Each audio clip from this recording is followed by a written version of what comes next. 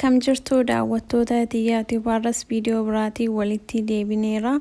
Viidiyoo kanarratti maloota rifeensa goggogeetti laaffisnuun wajjin ilaalla jechuudha. Gara viidiyootti osoo hin deemne duratti warroonni chaanalii kiyyaaf haaraa taatan subscribe gochuudhaan gara maatii keenya dabalamaa isiniin jedha. Rifeensi sababoota garaagaraa ni goggoga.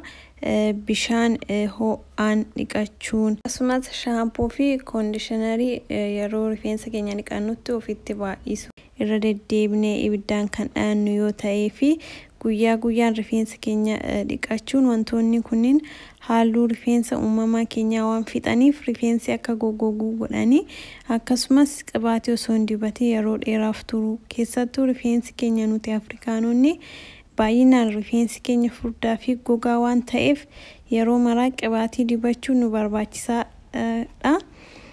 Wantoota rifeensa jiisanii fi culuqqusan yoo hin argatin rifeensi ni goggoga, qacceen isaas lakkuu baafata, ni caccaba. Viidiyoo kanarratti maloota ittiin kunuunsinii wajjin ilaalla jechuudha. Viidiyoo kana jaallattan like godhaa isiniin jedha. Amma tokkoffaarratti shea batarii fi avokaadoodha.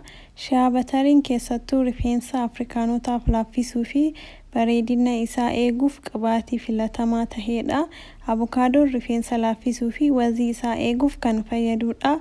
Haalli fayyadamiinsi isaa avokaadoo bilchaataa 2 fi maankiyaa 3 shea batarii walitti sirriitti makuun gogaa buqqee keenyaa fi rifeensa keenya dibachuun laastikiitti haguugnee sa'aatii 3 tursiisnee dhiqachuudha.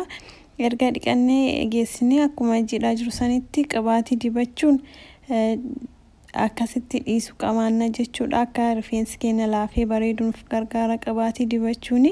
Dibata kana yeroo rifeensa dhiqannutti fayyadamuun rifeensa akka laafuu fi bareedu gochuuf nuuf gargaara. Affaarratti killee fi zayita zaytunaa. Killee fi zayitni zaytunaa amala qibaatummaa guddaa waan qabaniif laafina rifeensaa eeguuf rifeensi akka bareedu ni gargaaru. Haalli fayyadamiinsi isaa killee 2 fi maankiyaa 4 zayita zaytunaa walitti maksiisuudhaan rifeensa keenya jalaa kaasee hanga gubbaa sirriitti dibachuun laastikiin haguugnee sa'aatii 2 yookaan hanga 3 tursiisuun bishaan qorraan dhiqachuu fi yooma san qibaatii dibachuudha.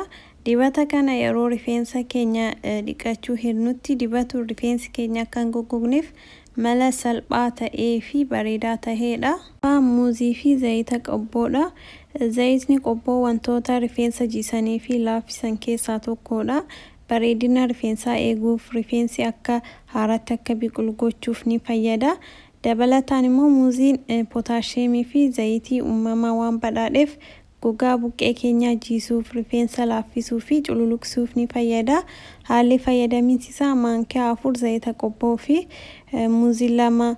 Muuziin kan sirriitti bilchaate osoo ta'e bareedaadha jechuudha. Daakuufis salphaa nuuf ta'a. Akkasumas yeroo dhiqannutti salphumatti nuuf baha jechuudha.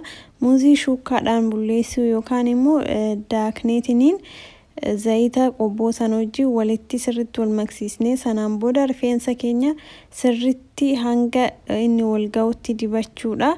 Sa'aatii 2 tursiisnee dhiqachuu. Yeroo hunda rifeensa keenya bishaan qorraan dhiqachuun bareedina rifeensa keenyaa nuuf eegaa akka hin caccabnee fi hin goggogne nuuf gargaara. Dhiqannee erga geessines qibaatii dibachuu akka hin irraanfannedha. Rifeensi keenya akka laafuu fi akka bareedu nu gargaara jechuudha. Erga dhiqannee geessinee qibaatii dibachuun dibata kana ji'aan al 2 fayyadamuun bu'aa bareedaa irraa argachuu ni dandeenya jechuudha.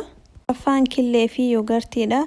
Killeenis ta'ee yoogartiin fayyummaa rifeensaa fi bareedina isaatiif akkasumas laafina rifeensaa eeguuf kunuunsa mana keessaa filatamaa ta'edha. Dibatni kun rifeensa laaffisuuf qofa osoo hin taane akka hin ciccinne guddina saffisiisaa akka qabaatu ni gargaara. Haalli fayyadamiinsi isaa killee 2 fi yoogartii burcuqqoo gimmaasha walitti gochuudhaan sirriitti wal maksiisuu. Erga sirriitti wal maksiisneen booda rifeensa keenyaa fi jala rifeensa keenyaa sirriitti waliin geennee dibachuun pilaastikii itti haguugnee sa'aatii 2 tursiisnee bishaan qorraan dhiqachuudha. Sanaan booda qibaatii rifeensaa yeroo hunda fayyadamnu dibachuu qabaanna jechuudha. Erga kanneen goone booda akka rifeensi keenya laafee bareedee nuuf gargaara qibaatii dibachuun jechuudha. Rifeensi keenyas akka hin goggognes nu gargaara jechuudha. Duratti akkasiniin jedhetti bishaan ho'aa rifeensa keenya dhiqachuu dhiisuu akkasumas ho'iinsa ofitti baay'isuu dhiisuu jechuudha. Kan biraa immoo shaampoo fi kondiishinarii rifeensa keenyatti ofirraa baay'isuu hin qabaannu. Kanneen yoo fayyadamne rifeensi keenya salphumatti hin goggogu jechuudha. Akka warra argattan abdiin qaba. Viidiyoo kana yoo jaallattan like, share, comment, subscribe gochuu hin dagatinaa isiniin jedha. Gaafis ta'e yaada qabaattan komentii irratti naaf barreessaa, hanga danda'eem isiniif deebisa.